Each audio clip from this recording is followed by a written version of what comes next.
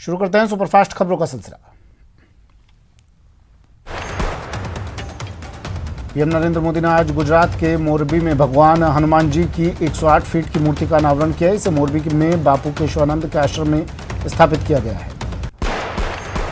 PM ने video conferencing के जरिए हनुमान जी की प्रतिमा का अनावरण किया। मोरबी में इस मूर्ति का निर्माण साल 2018 में शुरू हुआ था और इस मूर्ति को बनाने में 10 करोड़ रुपए का खर्च आया था। इस मौके पर पीएम ने कहा कि हनुमान जी अपनी भक्ति से, अपने सेवा भाव से सबको जोड़ते हैं। हर कोई हनुमान जी से प्रेरणा पाता है। पीएम ने कहा कि हनुमान वो शक्ति और संबल हैं जिन्होंने समस्त वनवासी प्रजातियों और वन बंधुओं को मान और सम्मान का अधिकार दिलाया। इसलिए एक भारत श्रेष्ठ भारत के लिए भी हनुमान जी एक अहम सूत्र है। पीएम के मुताबिक भगवान हनुमान से संबंधित 4 धाम परियोजना के तहत देश के चारों दिशाओं में हनुमान की मूर्ति स्थापित की जानी है। पीएमओ के मुताबिक ये बात कही गई है। इस कड़ी में ये हनुमान जी की दूसरी मूर्ति है जो पश्चिम दिशा में है। आज पूरे प्रदेश में हनुमान जन्मोत्सव धूमधाम से मनाया जा रहा है। इस मौके पर प्रदेश देवस्थान विभाग ने सुंदरकांड के पाठ का आयोजन किया और 550 मंदिरों में सुंदरकांड के पाठ का आयोजन किया गया है। जयपुर के हवा महल के श्री रामचंद्र मंदिर में भी सुंदरकांड का पाठ हुआ, जिसमें देवस्थान मंत्री शकुंतला रावत शामिल हुई। उन्होंने प्रदेशवासियों की खुशहाली की कामना की और प्रदेश में जनसेवा के कामों के लिए सीएम गहलोत का आभार जताया। पोखरण में राम भक्तों द्वारा हनुमान जी के जन्मोत्सव के मौके पर मंदिरों में विभिन्न धार्मिक अनुष्ठानों का आयोजन किया जा रहा है। मंदिरों में रोटे का प्रसाद चढ़ाकर हजारों भक्तों को प्रसादी वितरित की जाएगी। कस्बे के प्रसिद्ध बांकना हनुमान मंदिर और सालम सागर तालाब स्थित हनुमान मंदिर में 251 किलो आटे के रोटे का प्रसाद चढ़ाया जाएगा। प्रतापगढ़ में हनुमान जन्मोत्सव के मौके पर प्रसिद्ध सिद्धपीठ शौली हनुमान जी में 4 दिवसीय मेले का आयोजन हुआ। इस मेले का लुत्फ उठाने के लिए बड़ी संख्या में लोग पहुंच रहे हैं। उदयपुर में हनुमान जन्मोत्सव धूमधाम से मनाया जा रहा है। सुबह से ही हनुमान मंदिरों में भक्तों का तांता लगा हुआ है। इस दौरान कई मंदिरों में सुंदरकांड का भी आयोजन किया गया। धौलपुर में जैन समाज की ओर से आयोजित पंच कल्याणक प्रतिष्ठा और विश्व शांति महायज्ञ का गजरथ महोत्सव के साथ समापन हो गया। कैबिनेट मंत्री भजनलाल जाटव और शिक्षा मंत्री बीडी कल्ला ने बड़ी फील्ड में आचार्य श्री का आशीर्वाद प्राप्त किया। कोटा के डूंगरली गांव में विश्व हिंदू परिषद और बजरंग दल ने श्री राम की शोभा यात्रा निकाली, जिसमें सैकड़ों राम भक्तों ने हिस्सा लिया। धौलपुर जिला स्थापना दिवस 2022 के अवसर पर जिला स्तरीय सांस्कृतिक एवं पर्यटक स्थलों आदि पर आधारित जिला कलेक्टर राकेश कुमार जायसवाल ने प्रदर्शनी का उद्घाटन कर शुभारंभ किया। दौसा के सरकारी अस्पताल में अवैध वसूली के मामले में 3 ऑन ड्यूटी स्टाफ को हटा दिया है। 3 लोगों पर प्रसूता की जानलेवा हमले का आरोप है। इस खबर को न्यूज 18 राजस्थान ने प्रमुखता से दिखाया था। दौसा में स्वास्थ्य सुविधाओं को लेकर अस्पताल में वसूली का खेल चल रहा है, जबकि सरकार की ओर से अस्पताल में सब कुछ फ्री है, लेकिन डिलीवरी के समय लेबर रूम में पैसों की डिमांड की गई। ऐसे नहीं देने पर सही तरीके से केयर नहीं करने और डिलीवरी की गारंटी नहीं होने की धमकी दे दी गई, जिसके बाद परिजन डर गए और लेबर रूम में 1100 रुपये देने पड़े। लिहाजा बात कलेक्टर, पीएमओ, चिकित्सा मंत्री और कृषि विपणन मंत्री तक पहुंचाई गई। अब अस्पताल प्रशासन पूरे मामले की जांच में जुट गया। आखिर सरकारी अस्पताल में अवैध वसूली कब तक चलेगी? कोटा में हिट एंड रन मामले में पुलिस ने एक आरोपी को गिरफ्तार किया। पुलिस ने मामले में गैर इरादतन हत्या का केस दर्ज किया और वल्लभ नगर के रहने वाले महेंद्र अरोड़ा को गिरफ्तार किया। आरोपी को आज कोर्ट में पेश किया जाएगा। बता दें कि गुरुवार को कोटा में एक बेकाबू कार ने फुटपाथ पर सो रहे लोगों को कुचल दिया था, जिसमें एक युवक की मौत और 2 लोग घायल हो गए थे। सुजानगढ़ में पारिवारिक रंजिश के चलते हाथों में हथियार लेकर हमला करने आए लोग सीसीटीवी में कैद हो गए, जिसके आधार पर पुलिस ने आरोपी की तलाश जारी कर दी। ये घटना 11 अप्रैल को शाम 6 बजे आरोपी हाथों में कुल्हाड़ी, गंडासा और धारदार हथियार को लेकर आए। बदमाशों ने युवक के मुख्य दरवाजे को तोड़ दिया और आरोपियों ने मारपीट करनी शुरू कर दी। पीड़िता ने इस घटना की जानकारी पुलिस को दी। पुलिस मौके पर पहुंची और घटनास्थल का जायजा लिया। सीसीटीवी के आधार पर पुलिस ने 4 आरोपियों को गिरफ्तार किया, जिसमें 2 आरोपी फरार हैं। चूरू में एक 13 साल की नाबालिग बच्ची ने दुष्कर्म से आहत होकर बालिका ने जहर खाकर अपनी जान देने की कोशिश की। गंभीर हालत में बालिका को जिला अस्पताल में भर्ती करवाया गया। बालिका की मां की रिपोर्ट के आधार पर महिला थाने में सगे भाइयों के खिलाफ पुलिस ने आईपीसी और पॉक्सो एक्ट की धाराओं में मामला दर्ज किया। आरएसएस के खिलाफ सीएम गहलोत के बयान पर बीजेपी ने पलटवार किया। नेता प्रतिपक्ष गुलाब चंद कटारिया ने कहा कि कांग्रेस की 3 पीढ़ियां आरएसएस के खिलाफ बोलते बोलते थक गई, लेकिन कुछ हुआ नहीं।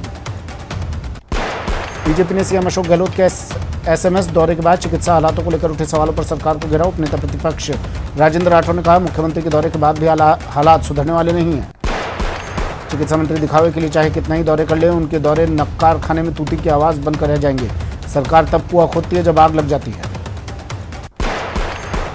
सांसद जसकौर मीणा ने एक बड़ा बयान दिया है। सांसद ने कहा कि सक्षम हो चुके लोग अब आरक्षण छोड़ रहे हैं। उन्होंने खुद का उदाहरण देते हुए भी कहा कि वे स्वयं भी आरक्षण का लाभ छोड़ चुकी हैं और अपनी बेटियों के लिए भी उन्होंने आरक्षण का लाभ नहीं लिया। इसके लिए उन्होंने एसटी वर्ग के कई नेताओं के नाम भी गिनवाए। जसकौर मीणा ने कहा कि जब सक्षम हैं तो गरीब बच्चों को पढ़ाएं। प्रदेश के ईपीएफ पेंशनर्स अब एक मंच पर आ रहे निजी उपक्रमों में काम करने वाले कर्मचारियों का कहना है कि 58 साल में सेवानिवृत्त होने के बाद उन्हें मात्र 1000 और अधिकतम 5000 रुपये पेंशन मिलती है। इसे लेकर प्रदेश में ईपीएफ पेंशनर्स लामबंद हो गए हैं। कर्मचारियों ने राजस्थान ईपीएफ पेंशनर्स समन्वय समिति का गठन किया है, जिसके बैनर तले अब अपनी आवाज़ बुलंद करेंगे। प्रदेश के सैनिक कल्याण मंत्री राजेंद्र सिंह गोड़ा ने मानवता की मिसाल पेश की। उन्होंने मददगार बनकर एक शख्स की जान बचाई। चूरू जिले के सालासर सुजानगढ़ हाईवे पर एक कार और डीजल टैंकर के बीच टक्कर हो गई थी, जिसमें कार सवार बुरी तरह घायल हो गया था और गाड़ी के अंदर फंस गया था। राजेंद्र गोड़ा ने तुरंत अपनी गाड़ी रुकवाई और लोहे के शरीर की मदद से घायल को बाहर निकाला और स्थानीय लोगों की मदद से घायल को अस्पताल पहुंचाया।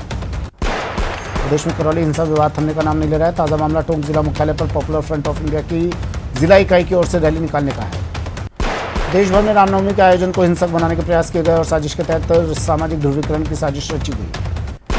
जयपुर में मुख्यमंत्री अशोक गहलोत ने टोंक जिले के उनियारा सीओ शकील अहमद खान को सम्मानित किया। राजस्थान पुलिस सेवा में उत्कृष्ट कार्य देने और बेदाग छवि के लिए उन्हें पुलिस पदक प्रदान किया। भरतपुर में पुलिस परेड ग्राउंड में राजस्थान पुलिस दिवस धूमधाम से मनाया गया। इस दौरान महानिदेशक ने कुशल कार्य करने वाले पुलिस के जवानों को उत्तम, अति उत्तम और सर्वोत्तम सेवा चिन्ह देकर सम्मानित किया। जोधपुर में समराथल लोक समागम का आयोजन हुआ। समारोह में विशिष्ट अतिथि के रूप में राजस्थान उच्च न्यायालय के न्यायाधिपति विजय बिश्नोई और एसीबी डीआईजी मौजूद रहे। भरतपुर में पुलिस ने महिला पर जानलेवा हमले के मामले में 3 आरोपियों को गिरफ्तार किया। पुलिस ने अब अन्य फरार आरोपियों की तलाश में जुट गई है। कोटा में पुलिस ने नकली गन दिखाकर फिरौती मांगने के मामले में 2 शातिर बदमाशों को गिरफ्तार किया। आरोपियों के कब्जे से नकली गन और चाकू भी बरामद किया गया। अजमेर के गंज थाना इलाके में एक गोदाम में आग लग गई, जिसके बाद गोदाम में रखा सारा सामान जलकर राख हो गया। 1 घंटे की कड़ी मशक्कत के बाद आग पर काबू पा लिया गया।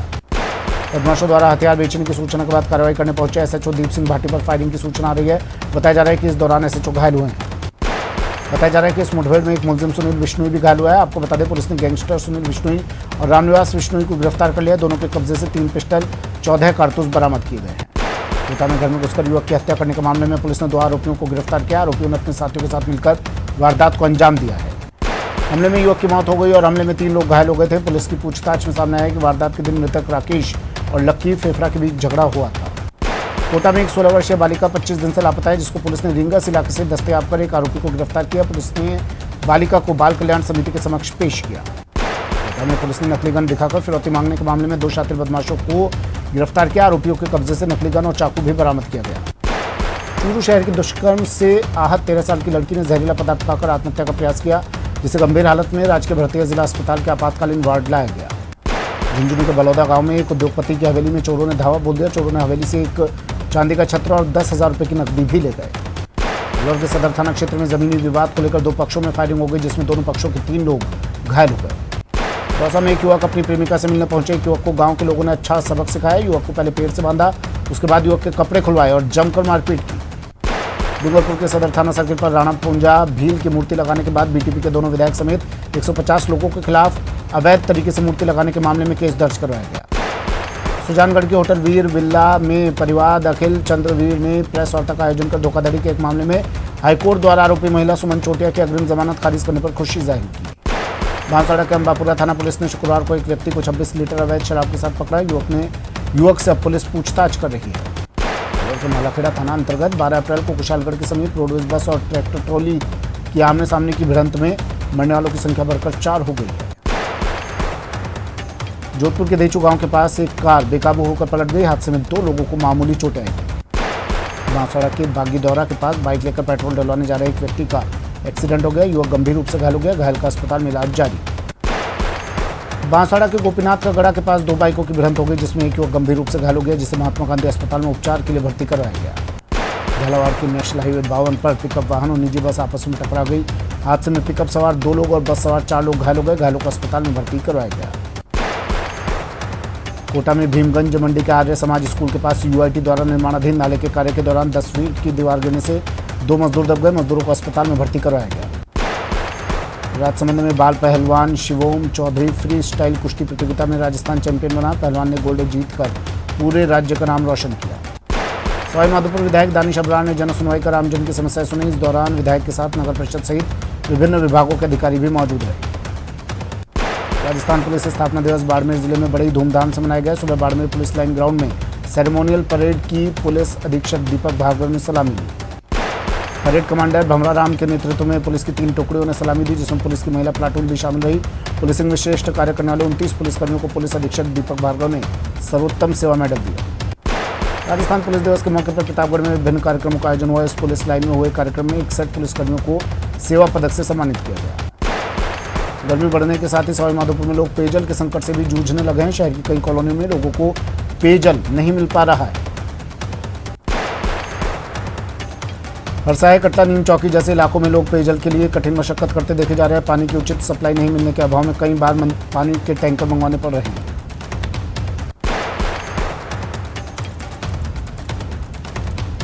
श्रीगंगानगर की जीवनदायिनी गंग कैनाल नहर प्रणाली में नहरबंदी के दौरान हो रही साफ सफाई सिर्फ खानापूर्ति साबित हो रही है। पंजाब सरकार ने 2 करोड़ की राशि सफाई कार्य के लिए जारी की है। सफाई का कार्य सही ढंग से नहीं किया जा रहा है। उन्होंने कहा कि पंजाब सरकार ने तब तक तो सफाई के टेंडर ही नहीं दिए थे।